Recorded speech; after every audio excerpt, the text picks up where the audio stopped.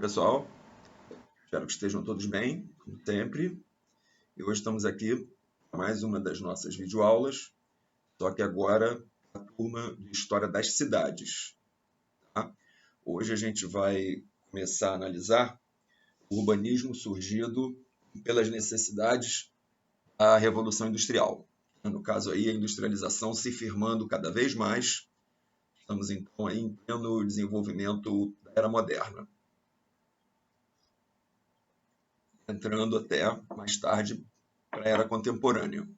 A primeira coisa que a gente precisa lembrar é que a Revolução Industrial ela ocorreu lá na Inglaterra primeiramente. Depois, praticamente um século depois, ela vai para a França e a partir daí ela se espalha para algumas outras nações europeias. Mas, de qualquer forma, essa mudança trazida pela Revolução Industrial vai fazer com que a vida das pessoas mudasse completamente. A velocidade dos acontecimentos mudasse completamente. E isso, obviamente, vai também afetar o pensamento, o planejamento a respeito das cidades. A gente lembra das outras aulas que nós já conversamos, aquela malha medieval era tão forte, ela era tão impregnada da vontade das pessoas. Nós passamos pelo Renascimento, nós passamos pelo Barroco, e nenhum desses momentos foi capaz de transformar drasticamente aquela característica de cidade, inclusive o tipo de malha diária da cidade. Pois bem, agora, com o advento da indústria, isso efetivamente vai ocorrer. Tá? Então, se a Revolução Industrial começou na Inglaterra, é lá que eles vão se deparar com as primeiras demandas trazidas por essas novidades. Aqui nós temos, por exemplo, um dos aspectos negativos da Revolução Industrial, que foi a grande concentração de fábricas no meio urbano, e com isso o aumento do número de pessoas, cidades foram inchando, o aumento também da poluição.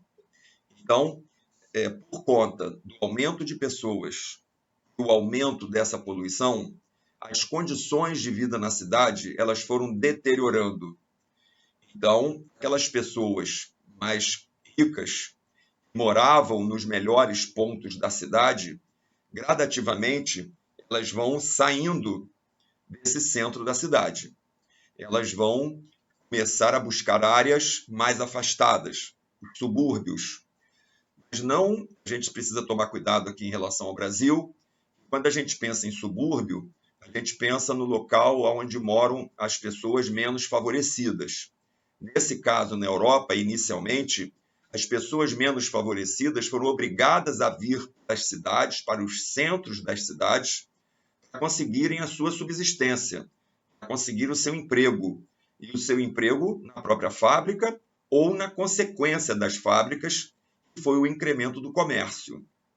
O comércio já, obviamente, existia desde o final da Idade Média, que o comércio se reativou, mas a indústria faz com que a quantidade de produtos aumente substancialmente e, com isso, o comércio se amplia também, dando oportunidade a novos empregos. Claro, esses empregos naquela época, e estamos falando aí a partir do século XVIII na Inglaterra, naquela época, esses empregos eram muito precários.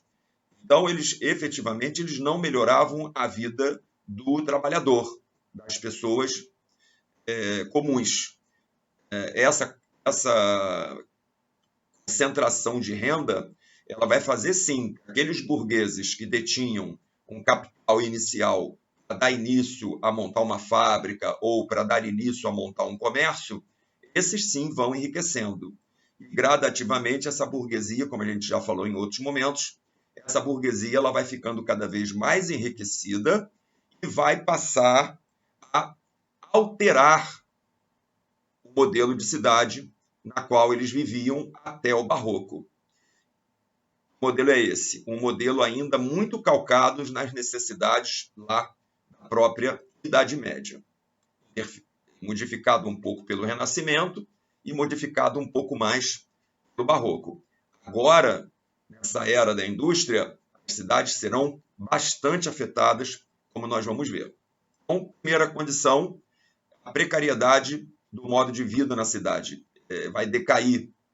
Com isso, as pessoas mais ricas irão a áreas mais afastadas desse centro. Ruído, barulho, aglomerações, o trânsito aumentando, e aí quando a gente fala trânsito, no século XVIII, a gente está falando fundamentalmente de trânsito de carroças, de charretes. Mas as cidades ficaram entupidas de pessoas e entupidas de veículos. Mas também, junto a isso, começam a surgir alguns desenvolvimentos tecnológicos. E esses desenvolvimentos serão financiados por essa própria burguesia, que quer novas tecnologias para ampliar os seus negócios. Vamos raciocinar juntos. A pessoa que é dona de fábrica, ela produz um produto e ela precisa vender esse produto. Vendendo esse produto, ela precisa entregar esse produto.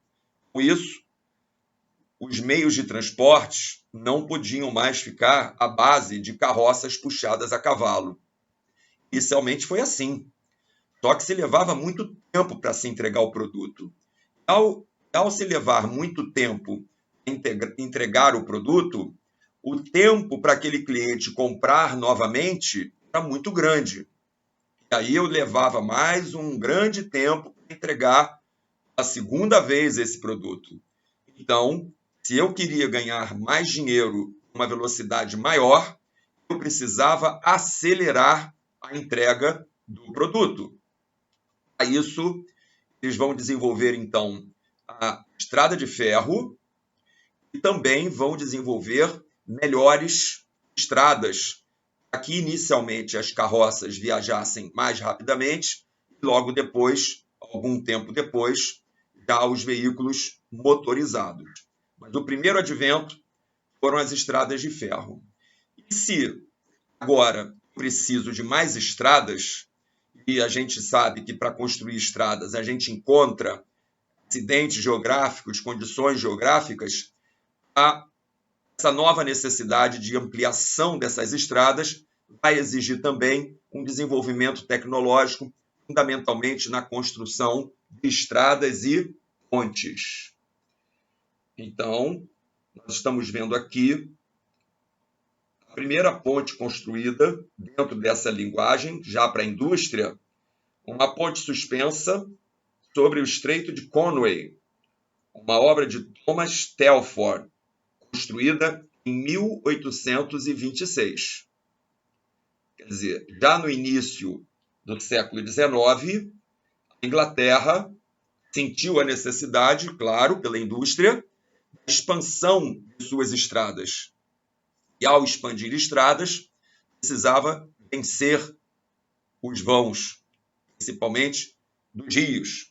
E com isso, então, a construção de pontes, que interfere na malha da cidade, e que interfere também, inclusive, no visual que se tem da cidade. E a primeira ponte, então, essa ponte sobre o Estreito de Conway. Para a gente ter uma ideia do tipo de trem que nós estamos falando lá no início, aqui está uma locomotiva a vapor. Essa locomotiva foi desenvolvida por um sujeito chamado Robert Stephenson e foi desenvolvida em 1829. Com isso, os transportes começavam a acelerar a sua velocidade. E com isso, como eu já disse, a entrega era feita mais rápida, a segunda venda e a terceira venda eram feitas mais rapidamente também. As pessoas que viviam naquela ocasião perceberam essas mudanças. E é claro que os pensadores, os jornalistas, os caricaturistas, percebendo essas transformações, vão começar a fazer críticas a ela. Aqui, uma charge um jornalista chamado, ou de um caricaturista, melhor dizendo, George Greensbank, Marcha dos Tijolos. Reparem no desenho, são tijolos avançando fora do limite da cidade, fazendo com que a cidade de Londres, aí no caso, se expandisse. Isso de uma maneira muito acelerada e não planejada. Não dava tempo de planejar, as coisas iam acontecendo de forma a cada um providenciar a sua construção, o seu arruamento. É quando a cidade fica completamente nas mãos da iniciativa privada. A gente tem uma nomenclatura desse tipo de cidade que foi acontecendo de acordo com as necessidades dos interesses de determinadas pessoas, a chamada cidade liberal, aquela cidade onde o Estado não intervém. Assim, a cidade de Londres foi se expandindo de forma acelerada, não regulamentada, quer dizer, não existiam regras para o crescimento. É claro que isso tudo vai dar mau resultado, como nós já comentamos. A qualidade de vida decai e as pessoas com mais posses se deslocam para os subúrbios. Essa charge, então, mostra isso, esse acontecimento, o processo que está ocorrendo. Nessa outra imagem, também um desenho feito para retratar o período, mostrando, então, a queda na qualidade de vida das pessoas, sendo as cidades invadidas por pessoas mais pobres, a busca da subsistência, a busca da sobrevivência.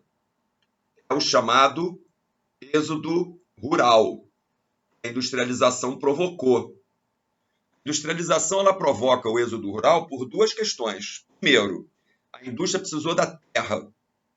Então, aquela terra lá do sistema feudal, que as pessoas moravam, viviam, plantavam, colhiam e comiam, agora a indústria precisa, por exemplo, de toda aquela terra, não mais para plantar feijão e arroz, nem batatas, mas sim para plantar algodão. E algodão ninguém come. Então, aquela terra que dava sustento às pessoas passou a dar sustento só para o dono da fábrica, porque ele vai cercar as propriedades, vai comprar essas propriedades, de repente, se já não era dele, e vai cercar essas propriedades, e na Inglaterra esse cercamento tomou o nome de enclosures, que quer dizer exatamente esse cercamento das fazendas.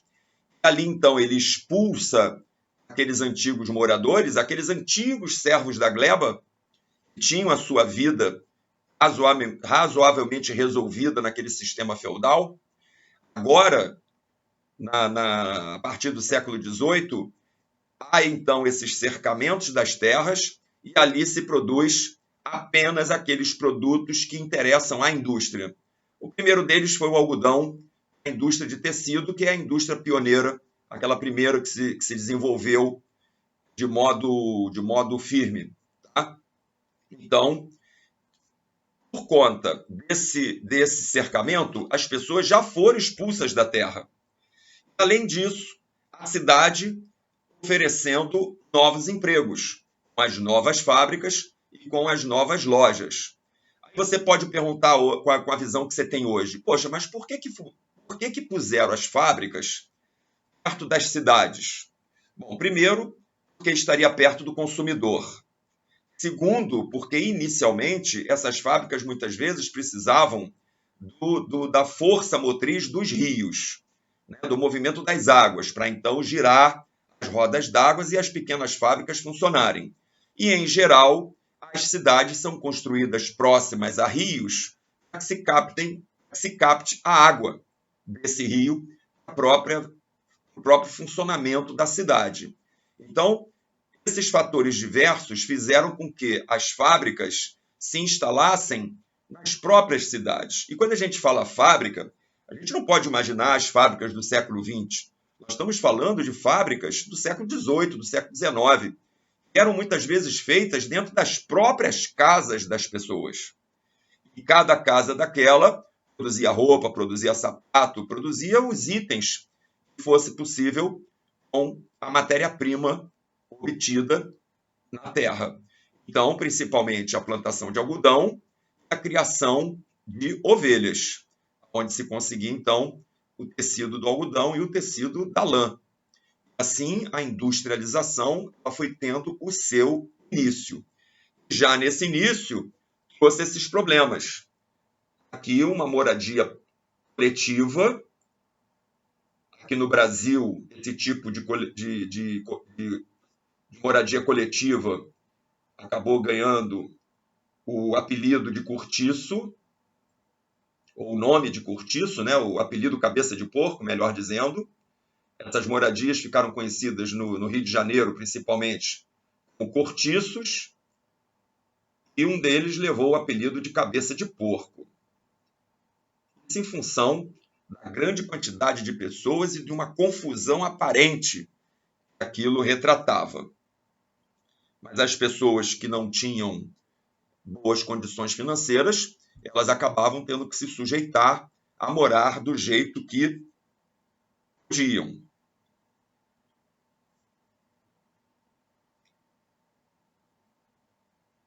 Aqui nós vamos ver uma outra imagem mostrando o tipo de rua. Claro que essa imagem ela é mais recente, mas é para a gente ter ideia de uma primeira transformação que a indústria e, consequentemente, o comércio vai trazer. Essa rua que está aqui, originalmente, ela era uma rua onde as edificações eram casas, eram residências. Com o passar do tempo e com o crescimento da industrialização e o crescimento do comércio, essas casas que ficavam nas vias principais, elas foram gradativamente se tornando lojas comerciais. Com isso, essas ruas principais, elas passaram a funcionar como verdadeiros corredores de um shopping a céu aberto. Daí, elas ganharem uma nomenclatura de ruas corredor, porque elas pararam de ter uma função. Para que serve uma rua? Você poder se deslocar e chegar até a sua casa. Essa era a origem das ruas. Uma via que dava acesso a você chegar no seu lote, na sua residência. Com o advento da indústria e o crescimento do comércio, essas casas localizadas nas ruas principais, e a gente conhece muito bem isso hoje em dia, porque isso não mudou, essas ruas se transformaram em corredores comerciais. Não mais são ruas para você ir para a sua casa, a não ser, e esse é um outro processo que vai acontecer também, que essas casas, inicialmente, elas se transformassem em prédios, ou pelo menos em sobrados, onde na parte de baixo fosse a loja, na parte de cima fosse uma residência. Geralmente, essa residência, pelo menos no início, era a própria residência do dono da loja. Quando esse dono da loja enriquecia, ele enriquecia rápido, porque o comércio também concentra renda. Quando ele enriquecia, o que ele fazia? Ou ele saía daquela casa e ia para uma melhor e alugava a casa uma outra pessoa, aí adivinha o rendimento, né? Ele obtinha o rendimento desse aluguel, ou ele mudava para outra casa e usava aquele sobrado, aquele segundo andar, como um estoque ou como área de escritório. Ele ampliava o comércio dele. Essas duas opções eram as mais comuns. Ou alugava para alguém ou utilizava como estoque, como depósito, como área administrativa. Essa foi uma tendência que teve início lá pelo final do século XVIII, início do XIX, na Inglaterra, e uma tendência que se espalhou para o mundo todo, inclusive para o Brasil. Então, é a chamada rua corredor.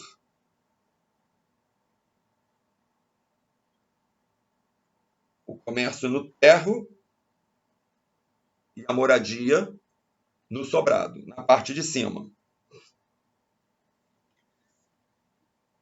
Com aqui um outro exemplo dessa rua corredor. lá na Inglaterra, uma rua chamada Regent Street. Agora, não se iludam, nós estamos vendo aqui essa rua, a Regent Street, no século XX, como a anterior também, no século XX. Essa foto que a gente está vendo agora, ela já passou por transformações. Porque essa rua no século XIX, ela era praticamente a metade. Com essa interferência urbanística trazida, essa nova necessidade trazida pela industrialização, essas ruas, além delas virarem ruas corredores com lojas comerciais, elas vão também ser alargadas para que o fluxo de pessoas e veículos fosse facilitado. Porque esse fluxo, óbvio, que aumentou muito e de forma muito acelerada. Então, o urbanismo moderno, o urbanismo da industrialização, ele vai arrasar com construções antigas, tudo em nome do progresso. O progresso justificou a derrubada de várias construções de diversos estilos anteriores. É preciso abrir espaço, é preciso haver circulação de mercadorias, é preciso haver circulação de pessoas. É preciso ganhar tempo, porque tempo é dinheiro. Essa máxima do capitalismo de que tempo é dinheiro acaba sendo representado também nessa necessidade de se ampliar a largura das ruas, de se pavimentar as ruas. Claro que no início essa pavimentação se deu em pedras, em colocação de pedras, de lajotas. Gradativamente isso foi passando depois das pedras para o concreto armado e depois para o próprio asfalto, como nós temos hoje em dia. Tudo consequência das necessidades da industrialização. Nós ainda vivemos baseados nessas necessidades da industrialização. Agora, no século XX, a gente está começando a vislumbrar modificações nesse processo. Mas a presença ainda dessas características da era industrial estão muito presentes ainda, estão muito fortes ainda. Tá? Então, é a geração de vocês que vai promover gradativamente as transformações necessárias para esse mundo, podemos dizer, pós-industrial ou dessa era digital, não sei qual é a nomenclatura que vai se dar.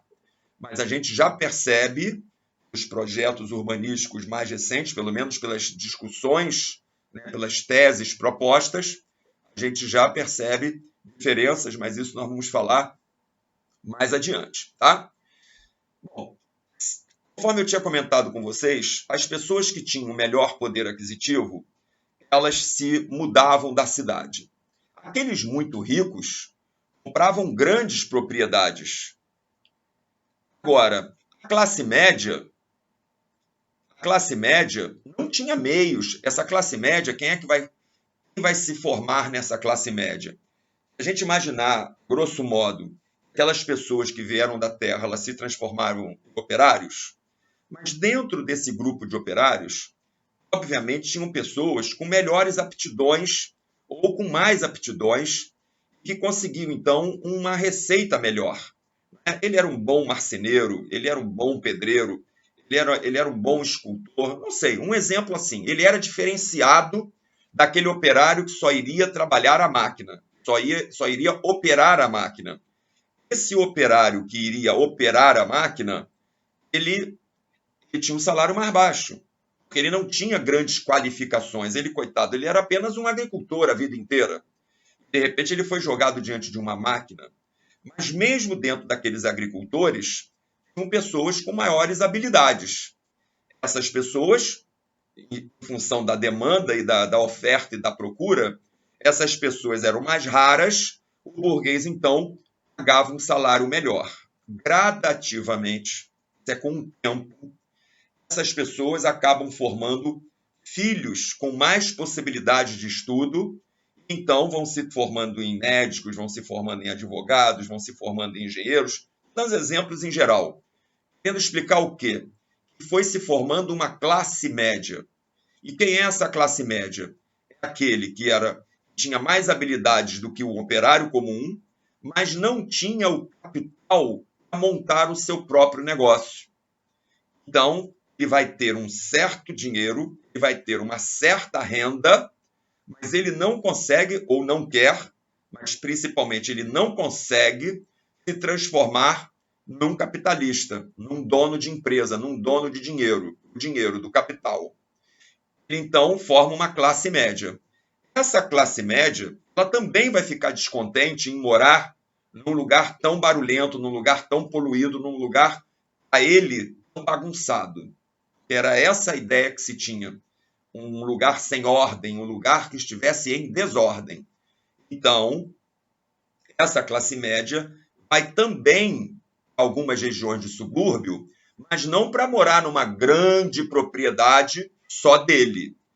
Ele vai passar, então, a dividir lotes em bairros urbanizados com características de classe média. Isso quer dizer o quê?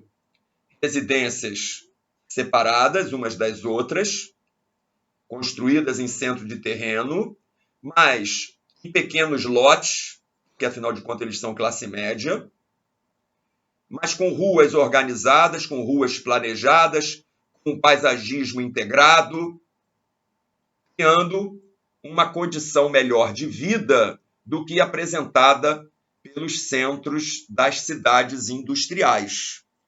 Com isso, os centros das cidades vão ficando cada vez mais ocupados pelas populações de baixa renda e pelas construções comerciais e industriais.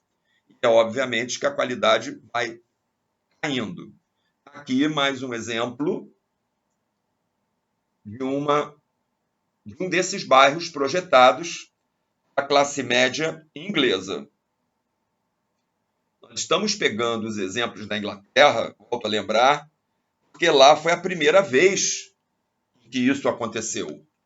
Não é? Foi lá que surgiram essas primeiras demandas, essas primeiras necessidades. E com isso, a gente analisa porque tudo o que aconteceu inicialmente na Inglaterra vai acontecer um século depois na França e um século e meio a 2 séculos aqui no Brasil. As mesmas situações.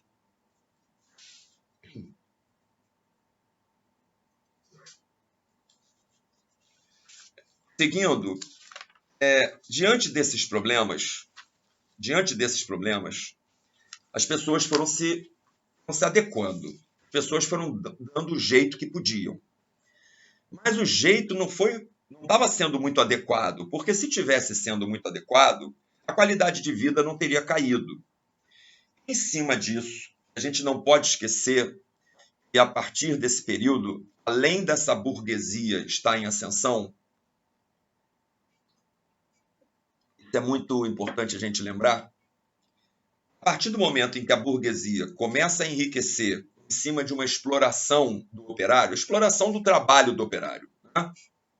Não tem como a gente não entender assim. A mão de obra ela era explorada para que as fábricas funcionassem, para que o comércio funcionasse, como é até hoje. Só que naquele princípio não se tinha nenhuma lei trabalhista que protegesse o operário, garantisse alguma facilidade na vida desse operário. Então as condições eram muito precárias mesmo, como nós já estudamos, inclusive, quando a gente estuda história, né? O início da industrialização, as doenças que os operários tinham, eles não tinham repouso remunerado, eles trabalhavam de domingo a domingo, não tinha negócio de 8 horas de trabalho por dia. Em suma, não se tinha legislação nenhuma que regulasse as relações de trabalho. Com isso, as condições eram horríveis. Então, por conta dessas condições horríveis da vida dos operários, surgiram pensadores discutindo essas questões. No campo mais amplo, a gente sabe que vai ter a teoria do chamado socialismo desenvolvida por Marx e Engels. Eles vão desenvolver, então, as teses do socialismo, fazendo uma crítica a exatamente tudo isso que nós estamos conversando aqui. Eles fazem uma crítica, encontram uma solução que eles achavam adequada, mas que o tempo mostrou não ser adequada. É a ideia do socialismo migrar para o comunismo. Nós não vamos entrar nesse mérito, mas a gente precisa entender, nesse momento que a gente está estudando, essas ideias socialistas elas entraram em voga, elas passaram a fazer parte do imaginário das pessoas. E aí, no campo do urbanismo, duas principais pessoas vão pensar, teorizar em cima do que está acontecendo, nessa degradação da vida urbana, nessa necessidade do êxodo rural. Então, esses dois pensadores, claro que ricos, o primeiro que nós vamos falar é o Robert Owen, um inglês. O Robert Owen, ele vai imaginar o seguinte, ele vai criar, vai projetar, vai discutir, vai conversar, se instrumentalizar para desenvolver uma ideia urbanística. Ele vai criar, então, aquilo que ele chamou de uma nova harmonia. Uma nova harmonia. Foi o nome que ele deu a esse tipo de aglomeração de pessoas. Era como se fosse um grande bairro, que hoje a gente até poderia chamar de um grande condomínio, mas na época não se tinha essa nomenclatura. Então ele cria aqui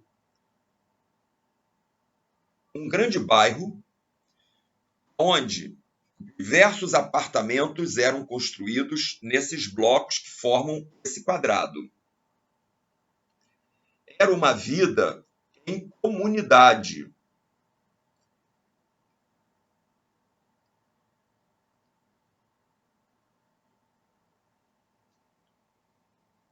Era uma vida em comunidade, aonde ele vai idealizar, que esse é um dos projetos utópicos de urbanismo, é chamado de cidades progressistas. Progressistas por quê?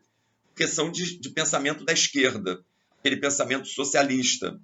Então, sempre que vocês ouvirem essa nomenclatura progressista, esse é um partido progressista, essa é uma ação progressista, você já sabe que é uma ação voltada aos pensamentos da esquerda, porque a ideia progressista estaria contrária à ideia conservadora. Conservadora sendo de direita, progressista sendo de esquerda. Eu estou dando um resumo, a grosso modo, que vocês mais ou menos se encaixem aí nesses pensamentos. A partir de 1815, começam a surgir essas propostas, que são revolucionárias porque modificam todo o modo de organização social. Né? São as ideias de conjuntos habitacionais, onde diversas famílias passam a conviver nesse espaço, chamado Nova Harmonia. Como é que se configurava esse espaço? Nesses blocos que vocês estão vendo aí, formando esse quadrado, você tinha fundamentalmente os apartamentos. Os apartamentos onde as pessoas viviam. Apartamentos, por exemplo, como esses. Simples, bem confortáveis.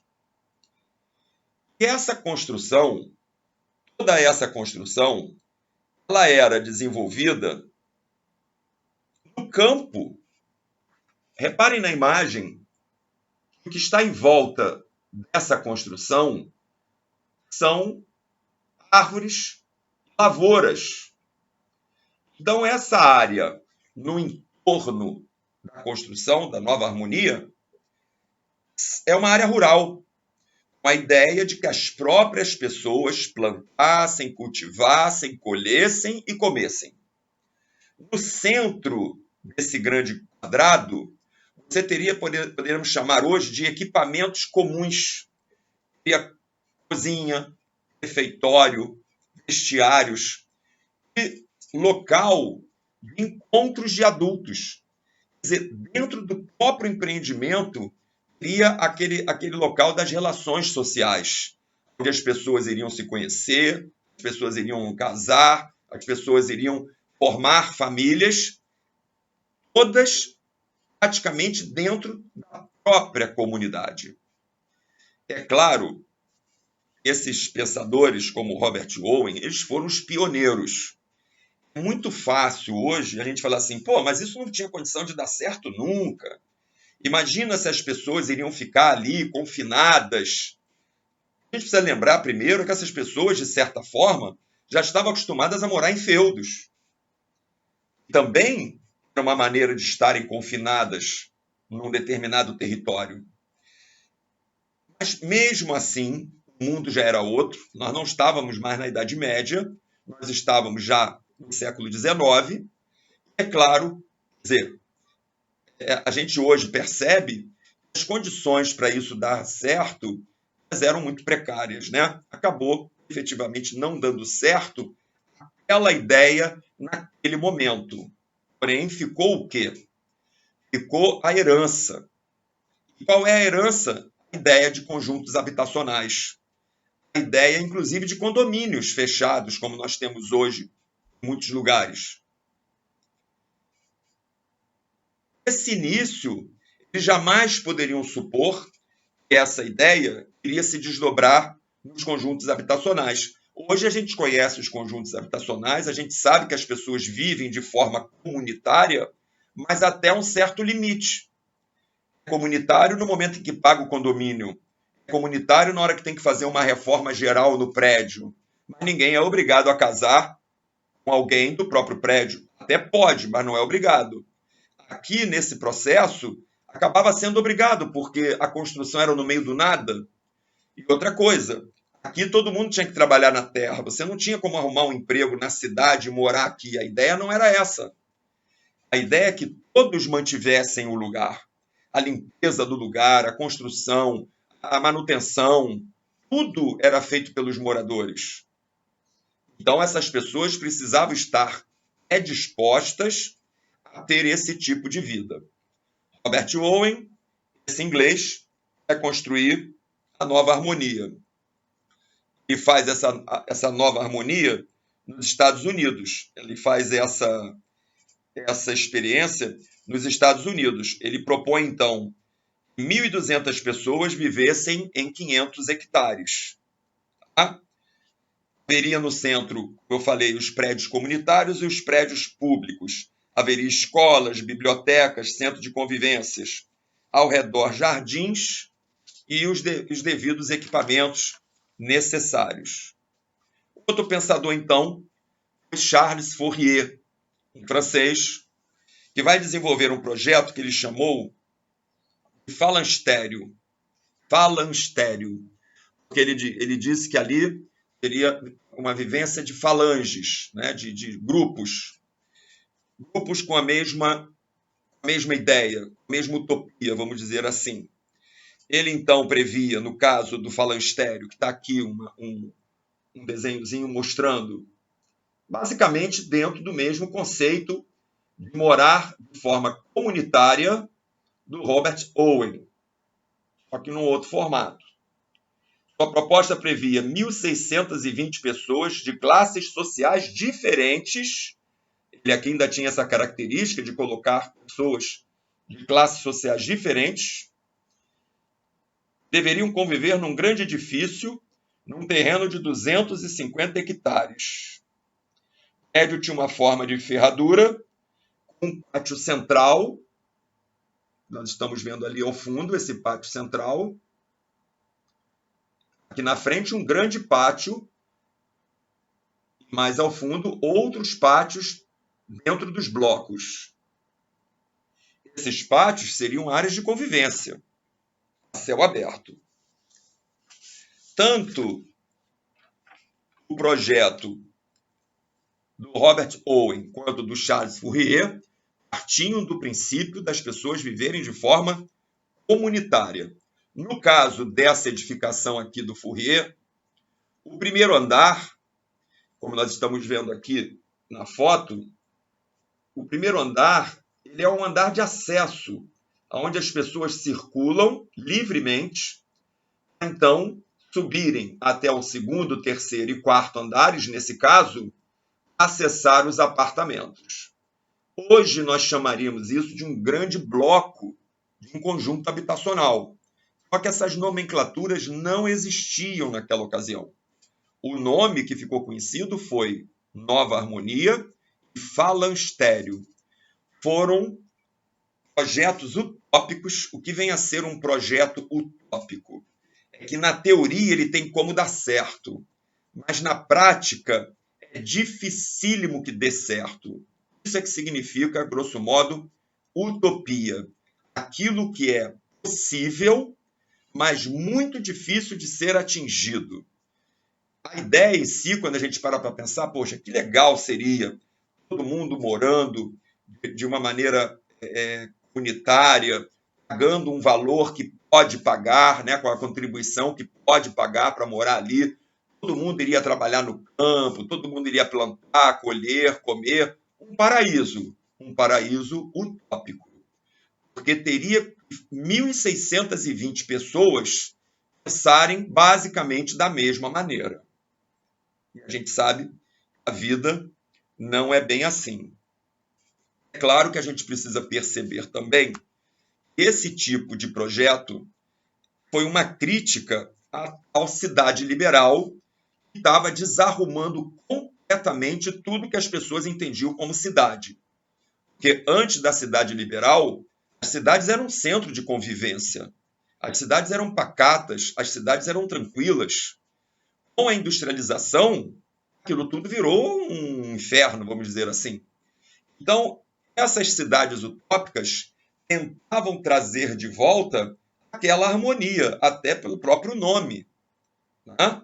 Ou pessoas que pensassem todos de uma mesma maneira, como as falanges, e daí falanstério. Claro que isso não se tornou realidade. Porém, mesmo não dando certo naquele momento, e a gente quando diz não dá certo, é não dá certo plenamente, de certa maneira, eles foram os primeiros a antecipar preocupações e depois os urbanistas, principalmente do século XX, vão voltar a elas. E aí vão trazer novas soluções, mas aonde a premissa, a primeira vez que se cogitou, foi exatamente com esses pensadores. Isso quer dizer o quê? As soluções advindas do urbanismo moderno, aquele urbanismo desenvolvido a partir do século XX, aquelas discussões do Cian, por exemplo, onde vai se discutir a questão da arquitetura moderna, mas inserindo aí a discussão urbanística também. A partir dessas discussões, muito do que vai surgir tem como origem essas discussões das cidades utópicas. Cian, Congresso Internacional de Arquitetura Moderna, sendo que dentro desse arquitetura aí se inclui também as preocupações urbanísticas. Tá? Uma outra questão é que, com essa desarrumação da cidade, aqui, olha, uma foto para a gente não perder o passo, uma foto da fachada do falanstério. A fachada dos blocos que formavam, então, a ferradura, né? Quase uma ferradura. Essa desorganização trazida pela cidade liberal, para vocês darem uma olhada no interior de um outro falanstério. Para vocês terem uma ideia dessa desorganização da cidade liberal, o que é a cidade liberal? Quem tinha dinheiro, que era a burguesia, saiu construindo do jeito que precisou. O Estado não interferia em nada nessa cidade liberal. E veio o caos. Veio o caos por conta disso. Veio mesmo. As cidades ficaram impraticáveis. Se a gente parar para pensar, são as cidades... O Brasil, são as consequências que o Brasil sofre hoje. Porque o Brasil está sempre a reboque dessas transformações que aconteceram no primeiro mundo. O Brasil só não foi reboque na arquitetura moderna e nas próprias concepções lá de Brasília, onde nós fomos pioneiros na aplicação daqueles conceitos, mais uma vez, daqueles conceitos discutindo nesse Congresso Internacional de Arquitetura, no CIAM. Brasília é uma aplicação, de certa forma, bastante grande das discussões ocorridas durante o CIAM. Agora, essa cidade lá do século XIX, essa cidade liberal, ela deu errado. As pessoas não ficaram felizes vivendo ali. Então, houve uma espécie assim de parada nisso, nesse tipo de circunstâncias, onde a própria burguesia percebe que precisava botar uma ordem naquilo. E mais as pressões sociais também trazidas pelo socialismo, foi preciso fazer alguma coisa. Isso, os próprios países capitalistas abandonam essa cidade feita de qualquer maneira e convocam o Estado, mas entenda, um Estado em que ele mesmo controla, até hoje. Esse Estado burguês vai criar uma delimitação do que é área privada e do que é área pública.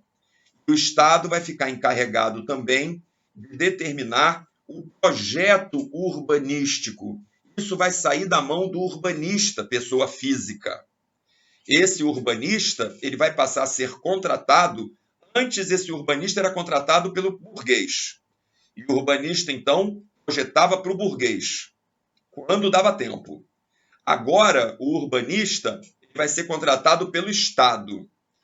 Aí, muitas vezes, e em geral isso acontece, a visão do urbanista não é colocada completamente em prática, porque os interesses maiores, tanto burgueses quanto estatais, eles limitam a ação do urbanista. Aquele profissional que estudou, que se preparou para determinadas ideias e projetos, ele não se vê livre para projetar. Ele fica também podado pelo poder público. Mas, de qualquer forma, essa nova situação, a gente vai conhecer como cidade pós-liberal, vai tentar colocar uma ordem nessa situação. Eles vão, então, como eu já tinha mencionado, criar a ideia de espaço público e espaço privado, e no momento em que o próprio Estado determina os lotes em que as pessoas podem construir, no momento que ele determina o lote, ele está determinando o alinhamento desses terrenos. Com esse alinhamento, ele exige que os proprietários tenham que construir fachada das suas residências, por exemplo, dos seus imóveis, eles tenham que construir a partir daquele limite. No momento em que todos constroem a partir daquele limite, tanto de um lado da rua quanto do outro lado da rua, a própria caixa da rua já fica pronta, sem o Estado ter que gastar dinheiro. Essa atitude dessa cidade pós-liberal, ela não é nem nova, porque a gente sabe que em períodos anteriores, a legislação lá do Renascimento, por exemplo, já previa que se ocupasse o lote todo. E ao ocupar o lote todo, você automaticamente ia à caixa da rua. Então, o Estado não precisa gastar dinheiro com isso. E quando a gente diz o Estado gastar dinheiro, fundamentalmente a gente está falando que o Estado vai gastar o dinheiro que a burguesia paga de imposto. A burguesia não quer gastar dinheiro em fazer rua pública. Ela quer gastar dinheiro em construir prédios no terreno. Então, ela criou uma legislação para que o Estado, usando o dinheiro dela, a burguesia, não precisasse gastar muito ao fazer ruas. Bastava simplesmente fazer o calçamento e o calçamento para as pessoas andarem a pé e o calçamento por onde passariam os veículos. Tá certo? Então, dessa maneira, eles conseguem resolver e organizar, pelo menos tentar organizar a cidade, essa ocupação, essas novas ocupações da ampliação das cidades. E dentro dessas legislações também, eles vão criando a ideia de recuos. Então, aquele exemplo que eu dei para vocês ainda agora, a Regent Street, onde a rua era estreita, gradativamente ela foi se alargando. se alargando porque se fez legislações dizendo que quem derrubar essa casa que está nesse alinhamento, a nova casa vai ter que se afastar, por exemplo, 5 metros para dentro. 5 metros de um lado para 5 metros de outro, com o passar do tempo e as novas construções, a rua ganhou, nesse exemplo que eu estou dando, a rua teria ganho 10 metros. Com isso, ela, por exemplo, dobra de tamanho. Era uma rua que tinha 5 metros, passou a ter 15 metros, ela triplicou de tamanho, melhor dizendo, né? Ela tinha 5, aumentou 5 para cá, 5 para lá, ela triplicou de tamanho.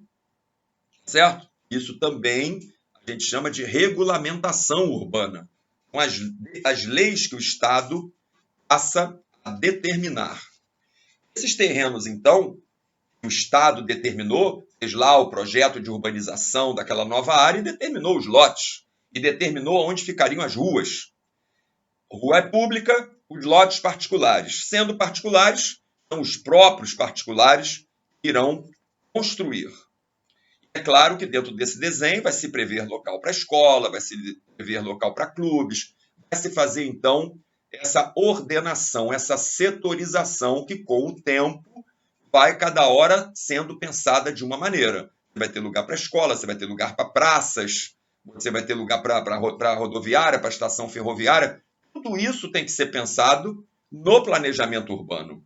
Pode acontecendo de qualquer maneira. Isso pode, quer dizer, isso pode e deve ser pensado. Claro que pode acontecer de qualquer maneira, como durante muito tempo aconteceu.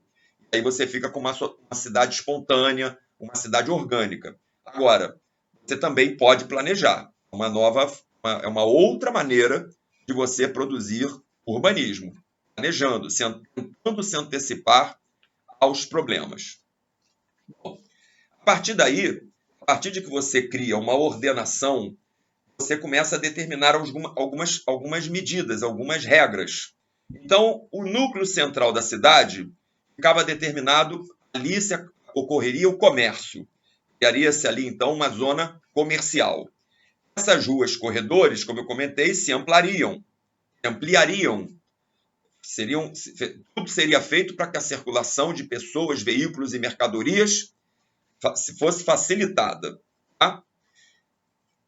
Nas ruas secundárias, existiriam, então, as residências. Mas a gente sabe que, com o crescimento cada vez maior da industrialização, essas ruas secundárias foram se tornando ruas importantes comercialmente também. É só a gente olhar para os nossos bairros hoje em dia. Várias ruas secundárias também se tornaram ruas corredores. O crescimento de todo esse processo. Qual é o problema, os problemas trazidos por isso tudo? Poluição, ruídos, falta de privacidade, falta de luz, falta de ventilação, adensamento desse centro, muita gente com muitas construções. Esse adensamento, todo mundo querendo morar no centro, vai encarecer esses imóveis. E com isso, aí já é uma segunda etapa, já na cidade liberal, inclusive, no momento em que esses imóveis do centro da cidade, que inicialmente tinham se desvalorizado e os pobres tinham ido para lá, agora, com o crescimento do comércio, esses imóveis voltam a se valorizar e aqueles mesmos pobres que foram para lá não vão conseguir mais ficar ali. Vão ser expulsos dali. Gradativamente, eles vão sendo expulsos desse centro e vão sendo, então, jogados para longe da cidade. Ok? Por conta desse aumento de custo desses terrenos.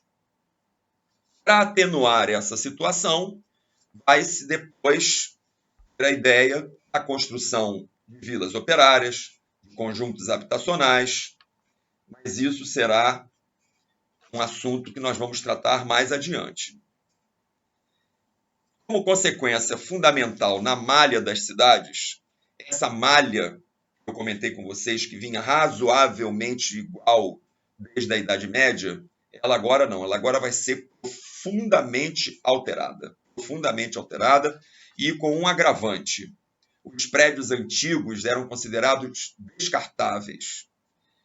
Eram vistos como velharia, não como patrimônio. Isso vai demorar a ser revisto. Então, em nome do progresso, valia a pena se derrubar um prédio antigo, um prédio velho, como era visto, para que se readequasse aquele espaço, ampliando as suas dimensões e se colocando, então, ali novas construções. Tá? Mas isso nós vamos ver nas nossas próximas aulas. Hoje a gente fica por aqui. Não esqueçam que, como agora eu estou fazendo questão de dizer, essas imagens que vocês viram aqui eu projetando, elas estarão também a título de ajuda, elas estão todas na internet, é só vocês pegarem, eu vou falando o nome dos lugares e tal, e vocês podem pegar na internet, mas também podem, se quiserem, pegar no meu Facebook, o Facebook Fernando Rabelo. Todas as imagens das minhas aulas de todas as disciplinas estão, assim que eu termino de postar a aula, no YouTube, no Google Class, eu posto também no Facebook, para facilitar vocês ali a darem uma olhada mais de perto, de forma mais demorada, nessas imagens. Não é um canal oficial, o canal oficial é o YouTube e é o Google Class. E se vocês quiserem falar comigo, tirarem qualquer dúvida, é o e-mail institucional, fernandorabelo@souunisuan.com.br. Uma outra possibilidade também é que às sextas-feiras, às 17h30, eu entro numa live conversando com vocês para tirar algumas dúvidas, aquelas dúvidas imediatas. Dúvidas mais demoradas, a gente tira pelo e-mail, ok? Pelo e-mail institucional. Fiquem bem todos, se cuidem. Até a próxima aula. Tchau, tchau.